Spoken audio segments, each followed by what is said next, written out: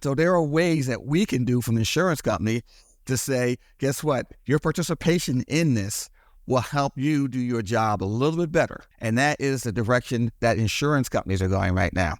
You do your job a little bit better because guess what? That claim comes in, he may not be covered. You may not be covered. The deductible won't be high enough where you have to participate in it. So do your job just a little bit better. HOA Insights is brought to you by 5 companies that care about board members: Association Insights and Marketplace, Association Reserves, Community Financials, HOA Invest, and Kevin Davis Insurance Services. You'll find links to their websites and social media in the show notes. Hi, I'm Robert Nordlund of Association Reserves. And I'm Kevin Davis of Kevin Davis Insurance Services. And this is HOA Insights, where we promote common sense for common areas. Well, welcome to episode 116, where we're again speaking with insurance expert and regular co-host Kevin Davis, so he can connect some dots for you. We've had some recent episodes talking about the rise in incivility from a board member and manager point of view, and recently from an attorney, and that was Ed Hoffman in episode number 104. So continuing our goal to share some of the best information available with our audience, our own Kevin Davis here feels he has enough D&O liability insurance claims information to link the rise in incivility to the actual cost of that behavior. This helps you, our podcast audience, to be well informed and to be well prepared for the challenging work you do leading your association. Well, last week's episode number 115 featured a great interview with Mitch Gasson of HOA Assist. That's a company specializing in supporting the accounting and administrative needs of associations who wish some support, but not full professional management. Now, for many associations, this is a lower price point sweet spot, and it's great to be able to share information about companies like HOA Assist who have risen to support board members. And I'll say it again, in the hard work they do leading their association forward. So if you missed that episode or any other prior episode, take a moment after today's program to listen from our podcast website, hoainsights.org, or watch on our YouTube channel. And better yet, subscribe from any of the major podcast platforms so you don't miss any future episodes. Well, those of you watching on YouTube can see the HOA Insights mug I have here. Volunteer board member logo that I got from our merch store, which you can browse through from our hoainsights.org website or the link in our show notes. And you'll find we have some great free stuff there, like board member Zoom backgrounds and some specialty items for sale like this mug that I just showed. So go to the merch store, download a free Zoom background, then take a moment, look around, and find the mug you'd like. And if you're the 10th person to email me at podcast@reservesa.com, I'll ship that mug to you free of charge. Well, we enjoy hearing from you, responding to the issues you have at your association. So if you have a hot topic, a crazy story, or a question that you'd like us to address, you can always contact us at 805-203-3130 or email us at podcast@reservesa.com. But today's episode comes from Kevin, who reached out to me kind of excited. I can tell when he's got that kind of skip in his voice, excited to share about what he's learned about the actual cost of incivility. So Kevin, you certainly piqued my interest. Tell us what you've learned. Okay, well, this is fascinating because I was listening to The Civility by Ed, right? And he hit some key points in there. He talked about that he had three board members recalled in 1 year. He talked about the trash cans, all the things I've been talking about to you. And so the lawyer says, I'm seeing these problems today. So once he said he sees them, then guess what? It's gotten bigger. Yeah. You know, as an insurance specialist who handles D&O, all I see, just like a policeman who sees traffic all the time, that's all he sees. So to him, everybody is dishonest. Right. That's your world. That's my world. So somebody else finally saw my world, and he was overwhelmed by what he's been seeing. And he's been seeing it now for 5 years. Okay. And this is the point. It has been going on since COVID. And what COVID has done, it gave us a sense that we are not in control, okay? And since COVID, over the past 5 years, we've all had this feeling of not in control of our lives, which creates anxiety and all these different things inside of us. Now, when you have anxiety, when you are suffering, the key to the whole thing is take action. So whenever, like in the morning, yes. You got to do something. Like every morning, I sleep and I worry and I get up in the morning, I take a walk. I take an hour walk, come back, feel refreshed, I'm ready to go. Okay. So as humans, whenever we feel lost and out of control, we have to take action.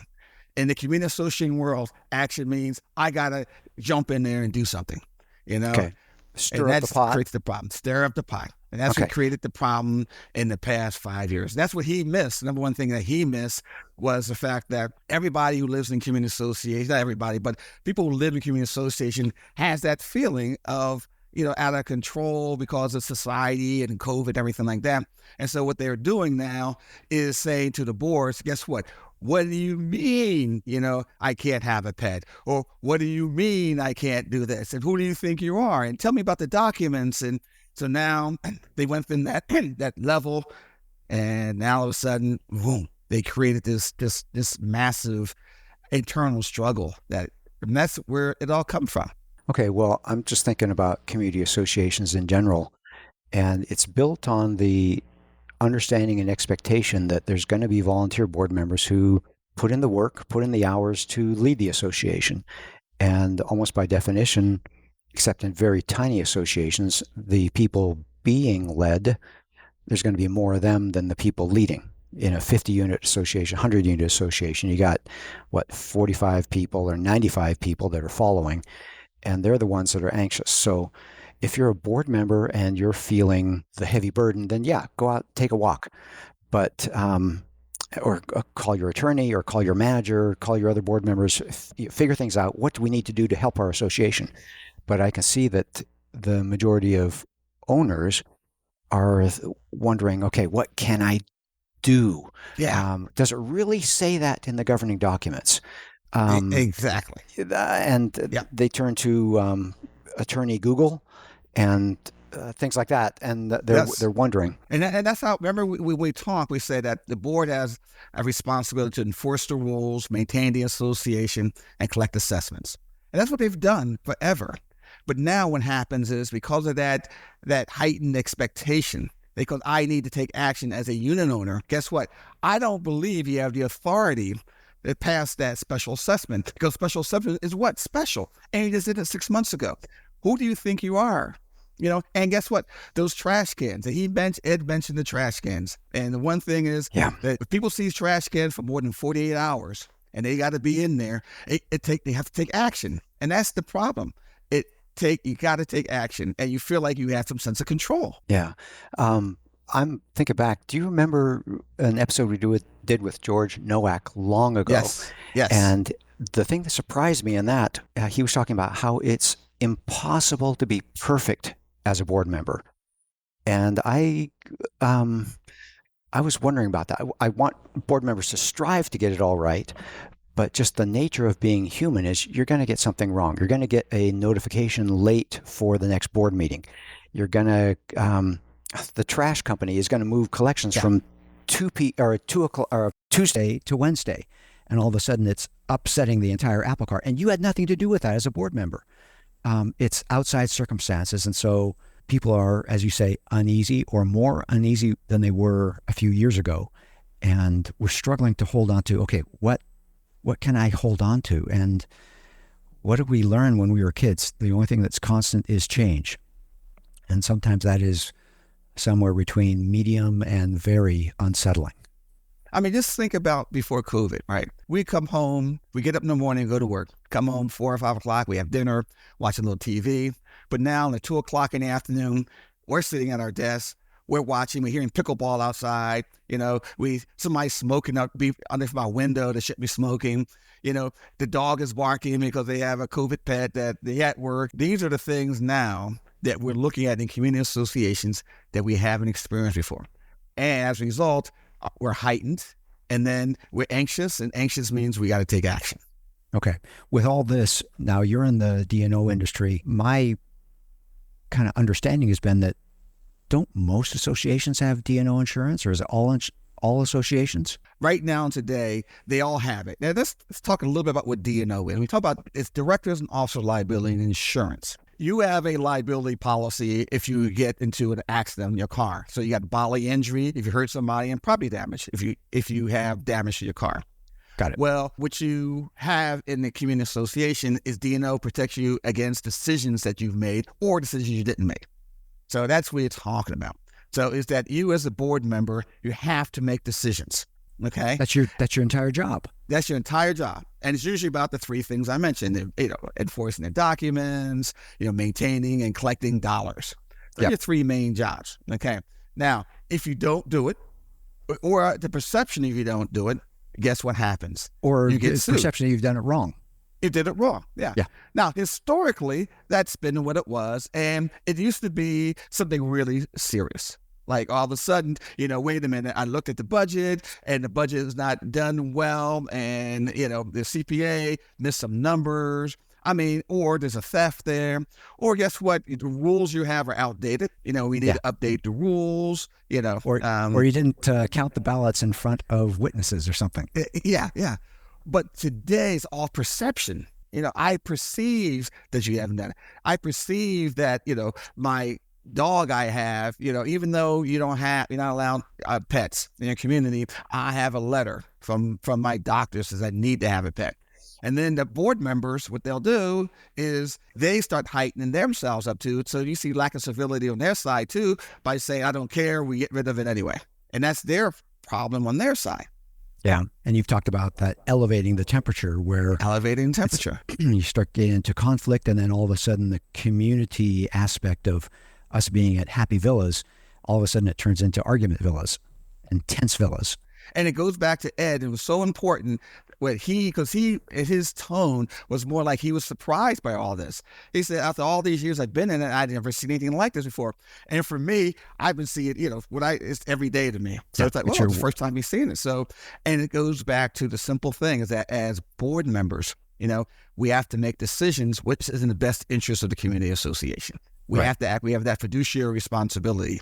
Okay. The problem is that if we get inundated by people who says this is unfair, you're treating me unfair, the rules are unfair, they're discriminatory, you're harassing me, you're bullying me, all the stuff that wear and tear on that board member's shoulders, it just becomes overwhelming. So now they become indecisive. They have doubt. And so now all of a sudden they need to pass a special assessment because we placed the balconies. And guess what happens? They get afraid. They get anxious. And so they don't do anything. And all of a sudden, by doing nothing, it compounds the issue.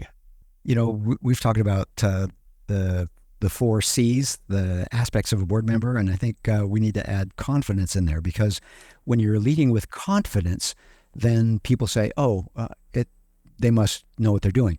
We teach our new site inspectors, we're in the reserve study business, we teach our new site inspectors, wear your logo wear, have your equipment on you, be very clear, be very professional, and look like you know what you're doing. Look like you belong there. And someone might wonder, what's that young man doing, taking pictures and measuring? And if they look closely, they'll see that they have logo wear on, and they look like they're appraising something or doing something, and they keep on walking their dog, and they don't wonder, because we walk with confidence. And that idea of a board member having the confidence, I'm doing the best I can. We got 3 out of 5 people on the board that have decided this is the direction we're going to go. Look around. We may not have consensus, but we have clarity that this is how we're going to move forward. Here we go. And you have to be confident that... It goes back to treating them as a business, not a hobby, not something we do because nobody else is doing it. Once we're on that board of directors, we're looking at it and go, okay, how are we going to bring the value of our community association up? We want to increase our value. How do we do that? How are we going to get this done?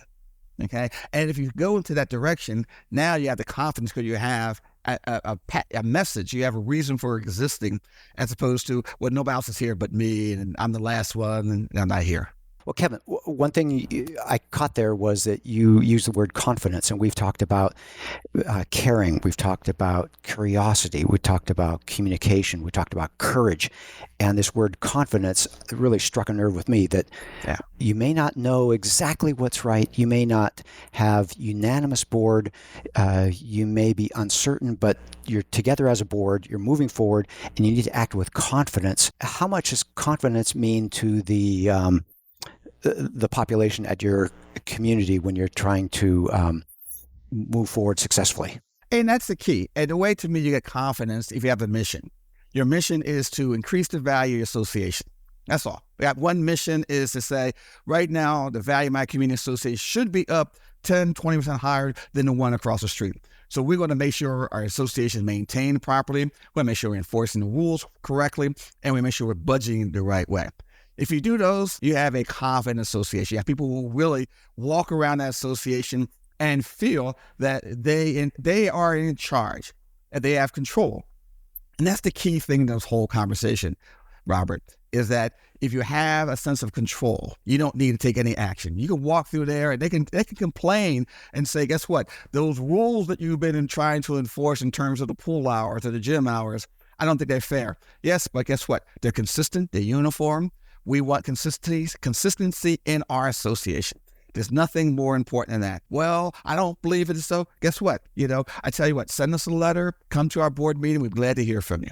Yeah, you're treating everyone fairly. Okay, when you say confidence, that's not walking around like a bully, but confidence in that we are treating people equally.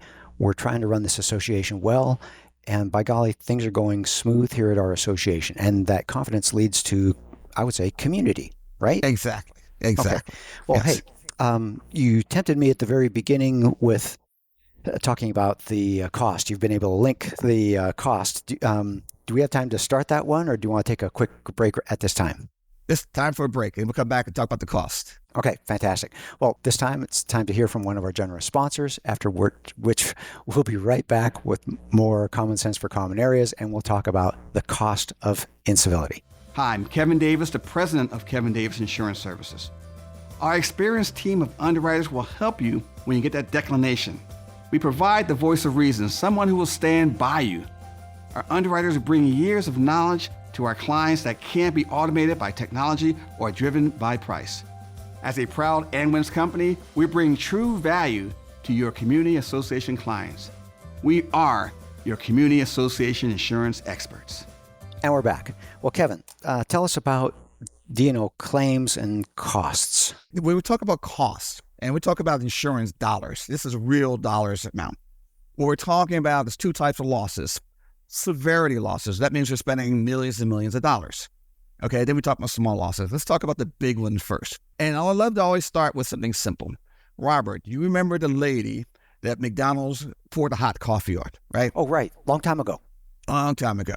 The amount of damages was $3 million. Okay. And $3 million changed the world. Everybody thought it was the most outrageous thing. How dare you? The lady got sick.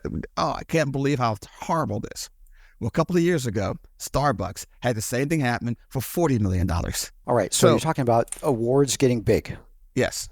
And what we call in the insurance world is social inflation. You know how inflation is coming into our world right now because you're paying more. Well, in the insurance world, liability claims have increased. So it went from $3 million to $40 million. So it went up 10 times. And that's the problem with insurance today, is that when there is a liability claim, when you're suing you're in an auto accident right now, either it relate to bodily injury or property damage, those two things. And people, when that happens, you see those commercials, win big, you win big, you win big, you win big. Call this number and that's it. We'll fight for you. We'll fight for you. And you know how many lawyers we've received since COVID? A lot of people went back to law school and said, I'm going to become a lawyer and make a lot of money. Okay. There are so many lawyers out there, and they're the ones who say in the commercial, had this happened to you? You've been treated unfairly? Have you been harassed, discriminated? Have you been bullied? You know, if you have, call this number and we will see you get paid. And what happens is now that $3 million now is worth $40 million. $100,000 is now worth, $3 million.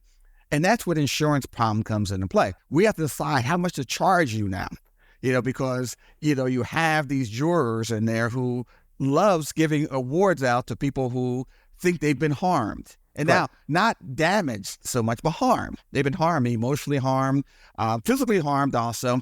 But the days are gone when we thought that you had $1 million was a lot of liability. It's not anymore. Well, I want to catch something that you said there, the emotional damage. Now, if you get coffee spilled on you and you have burns, then you have medical bills, and maybe you miss some work, and so you have some loss of income. So there's some real dollar losses there. But when we're talking about here and tension and a dog and harassment, how do you put a number on that, or do you even put a number on that? The judge, we were in a courtroom, the jury puts a number on that. How much has this person been harmed in the community? Okay. Now the person can't walk his dog out there anymore because you label the dog as something that's unfit, shouldn't be there, even though ferocious. Ferocious, exactly. But I have a doctor's note that says my dog should be there. So guess what? I'm going to file a claim against you because you harmed me. Okay. And when you say harm, now all of a sudden you have, lawyers on the phone saying, well, guess what? We're going to go right to the insurance carrier and say, all right, listen, what? I see you have a $5 million policy or $1 million policy. We want $5 million right now. Now, the insurance company going to say, no, you're not going to get $5 million. You got to be kidding. And then all of a sudden they may get $2 million or $3 million, So it's a negotiation? It could be. It could be a negotiation. But historically, it was $300,000, $400,000. Now they talk in terms of millions. And the problem is the community association don't have those kind of limits available. They don't have $10, $20, $30 million of coverage out there. They have a $5 million limit on their policy. So what happens is, again, and just think about what happens if you don't repair your roof and the roof leaks and destroys some paintings on the wall. Now, all of a sudden, those paintings on the wall that you may have bought for, a couple $1,000s, they're worth what, $100,000? I mean, the values of everything has increased. My car, all of a sudden, there's water dripping in the garage. My car is worth a lot more money, and I can't use my car, and it's pain and suffering.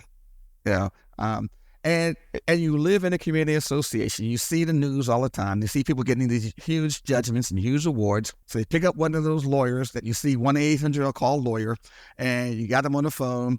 And what happens is the insurance costs go up. So not just the liability, not just the judgment, but now the costs go up. In terms of, I have to hire one lawyer. I may have to hire in the community association, may I hire 2 or 3 lawyers. For example, Ed said that they had 3 elections in 1 year. Okay. Well, somebody has to determine which one of those elections are the legitimate, which one of those boards are legitimate. And guess what happens? They start suing each other, and the judge has to determine the cost in it. How much is that cost the insurance company? Because now all of a sudden, if these are directors and officers, these are directors and officers, and these are directors and officers, you have to defend them all until the judge says, guess what? You're the real one. And then at that time, it stops. You got me rubbing my forehead.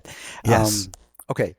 I don't want you giving too many ideas to disgruntled homeowners who are listening. We want to help board members here. So there's higher awards. Yes. There's mistakes that can be made. Yes. We want to encourage confidence. We want to encourage community. We said it so many times. We want to encourage lowering the temperature and transparency. We've got nothing to hide. Those kinds of things. But still, I want to get back to, do you have a number in your brain for how much this incivility has cost us? That has insurance premiums, D&O insurance premiums gone up by X percent? Okay, there's 2 parts to the economic, the dollars amount. There's the large losses, okay? And then there's small losses. The small losses are the one about the trash cans being out, or the pets. That costs $30,000, $40,000, maybe $50,000. Okay, so now you have an insurance policy that you're getting for $2,000, and we're starting to see a rash of frequency. We call it frequency claims, where the board is being sued because people feel they've been mistreated. So all of a sudden right now, what we're doing, okay, and a lot of our competitors are doing the same thing, is saying, where are these claims coming from? What part of the United States are seeing more of these type of claims than anywhere else? And those parts of the country that are seeing more claims, we have to make decisions in terms of what do we do about it. And our decisions always based on 3 things. A, raise rates. 2, put a deductible on there, or put exclusions in there. And so the insurance companies right now, what we do is say, okay, from an exclusion point of view, we know every association has that one guy in there that caused a lot of trouble. we will exclude him from coverage. So every time that person sues the board has no coverage. So the board has to take responsibility for that person's actions. That puts pressure on the board to use kid gloves when they're dealing with Joe in unit number 13. Joe in unit number 13, and they all in the back of their minds put a clock on their brain that they hope Joe moves out. But in the meantime, Joe in unit number 13, they need to be polite. Maybe that's it. It forces the board to be polite, to answer their emails in a timely manner, to be patient, to smile at them when they're walking around, and I almost want to say do what they should always be doing. That's the whole point. That's why I got excited about today's topic. Okay. Because there is a cost. There's a dollar cost to the insurance, but insurance is saying, guess what? We want you to participate in that loss from now on. If there's a loss against somebody who we're not insuring, you have to cover that. So you will do a better job on that one person, or we will put a higher deductible on there. So if there's a loss, a D&O claim, we may put a $10,000 deductible on there and say, guess what? You pay the first $10,000, and then we will pay everything other than that. Because right now, I'm concerned about the frequency of claims, the frequency of harassment, discrimination, and bullying claims we're seeing because people feel they're not being heard. They're not being treated fairly. So there are ways that we can do from the insurance company to say, guess what? Your participation in this will help you do your job a little bit better. And that is the direction that insurance companies are going right now. You do your job a little bit better because guess what? That claim comes in, he may not be covered. You may not be covered. The deductible will be high enough where you have to participate in it to do your job just a little bit better.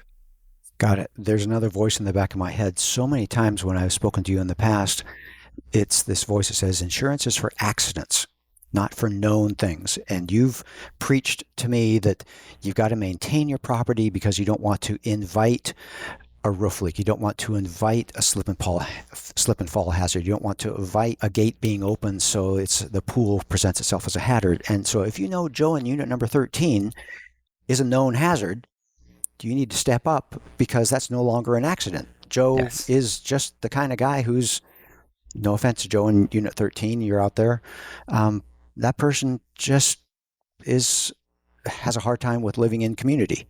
And so the board's got to step up because, again, Joe's not an accident. He's a known issue.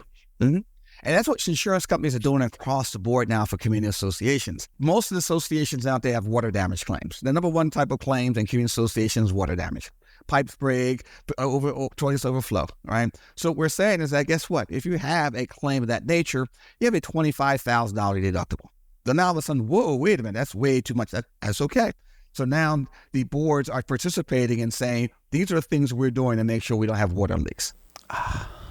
Maybe, so we're talking about being proactive and maybe sending a maintenance person or a plumber to inspect the water heaters, or would an association hand out a higher level or a new washing machine hoses? Exactly. We talking about, okay. Yes. There's a lot of things they can do right now to limit their losses, okay? And insurance companies are saying, guess what? We're not only raising rates, but we're going to hold you accountable to make sure you do your job. Because the insurance policy is not a maintenance contract. We're not there when your roof leak or you have these issues. We want you to maintain it, and we're there if there's an accident. Something called sudden accidental. If sudden accidental, hey, we're there. But if it's wear and tear, we're not there. On the D&O side, it's the same thing. It's becoming the same thing. Because we know if you treat the people fairly, if you have open and honest communication, and guess what? Somebody sues you because they believe you acted improperly, you didn't follow the rules the way you should, but you believe you did, those people we want to defend. We want to defend the boards out there that are doing the job they should be doing. And the ones that are not doing the jobs, we're saying, guess what? We'll take a pass on that board. Because that one person, that association, is going to continually give us problems day in and day out. I had a couple of questions here as I was preparing for this interview. What can boards do to actually lower the temperature? And you just went through it. Treat them fairly, open and honest communication, and then do your best to, and you've given me those three things always, to enforce the rules, maintain the association, collect assessments. If you're doing the right kind of things, you're stacking the odds in your favor. Mm-hmm. Okay. And then when there's a claim comes in, guess what? You get defended, you pay defense costs, life goes on, it's over. You make it sound so simple. That's why I called you. When I heard civility, it's now is a point in time where people are recognizing that there's a problem in community associations. We've been seeing it for 5 years now. Today, the lawyers are seeing it. They're saying, boards, you have to do something about it because it's becoming a serious problem. Got it. Okay, so you have some claims that you called the severe ones, and they're getting bigger because of social inflation. You have some claims that are the small ones, and they're not necessarily getting bigger, but they're getting more frequent. So you need to do what you can do to minimize those. Okay, I like putting it back into the board members' hands and having them leave this podcast episode saying, okay, there's something I can do to keep that insurance cost, to keep a lid on it. We can treat people fairly, open and honest communication, and if they're not taking notes, I'll put it in the show notes. Enforce the rules, maintain the associations, collect assessments. You got it. Kevin, thank you. As always, it's great talking with you. Any closing thoughts to add at this time to put a bow on this conversation? And I think you nailed it. The open, honest communication, I guess, gets you a long way, and just being confident. Confident you know you're doing your job for one reason. You want to improve the value of your association. I like that. Confidence is one of those magic words. Well, we hope you learned some HOA insights from our discussion today that helps you bring common sense to your common areas. Thank you for joining us. We look forward to bringing many more episodes to you week after week after week. We'll be here. It'll be great to have you join us on a regular basis. Spread the word. You've been listening to HOA Insights, common sense for common areas. If you like the show and want to support the work that we do, you can do so in a number of ways. The most important thing that you can do is engage in the conversation. Leave a question in the comment section on our YouTube videos. You can also email your questions or voice memos to podcast@reservestudy.com or leave us a voicemail at 805-203-3130. If you gain any insights from the show, please do us a huge favor by sharing the show with other board members that you know. You can also support us by supporting the brands that sponsor this program. Please remember that the views and opinions expressed in this program are those of the hosts and guests, with the goal of providing general education about the community association industry. You'll want to consult licensed professionals before making any important decisions. Finally, this podcast was expertly mixed and mastered by Stokelight Video and Marketing. With Stokelight on your team, you'll reach more customers with marketing expertise that inspires action. See the show notes to connect with Stokelight.